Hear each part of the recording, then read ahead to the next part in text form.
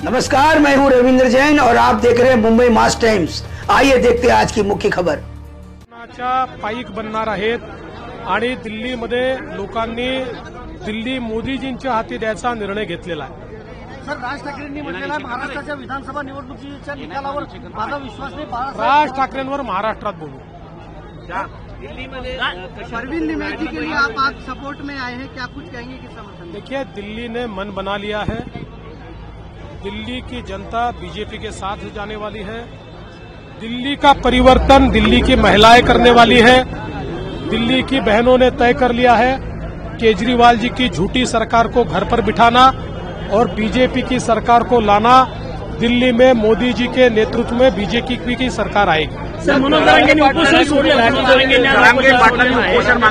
सोडले। आनंद आहे।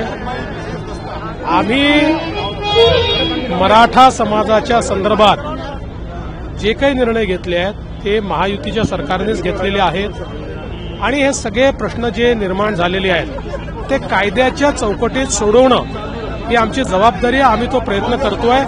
ज्या ज्या मागण्या यापुढे देखील कायद्याच्या चौकटीतल्या ज्या मागण्या ते करतील किंवा कोणीही करेल त्या मागण्या आम्ही निश्चितपणे मान्य करू। आमचं म्हणणं एवढंच आहे की शेवटी भारताचं संविधान आणि कायदा याच्या चौकटीतल्या मागण्या असल्या पाहिजेत। त्या असल्या तर जरूर त्याच्यावर योग्य प्रतिसाद हा सरकारच्या वतीनं मिळेल। स्थानिक स्वराज्य संस्थांचं प्रकरण देखील दिल्लीत आहे। तारीख लवकर घेण्याच्या अनुषंगाने एक चर्चा सुरू आहे। 25 तारखेला लवकर त्या अनुषंगाने काही सरकारने प्रयत्न चालू केला आहे। ते म्हणतात की सगळे सोयरे आलं नाही तर मंत्र्यांना हाणू वगैरे असं काही त्यांनी म्हटलं। त्यांनी काय बोलले मी ते बघितलेलं नाही। मी त्याच्यावर रिॲक्शनही देत नाही।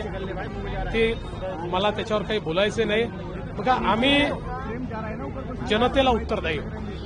जनतेच्या हिताचं जे केलं पाहिजे ते आम्ही करतो।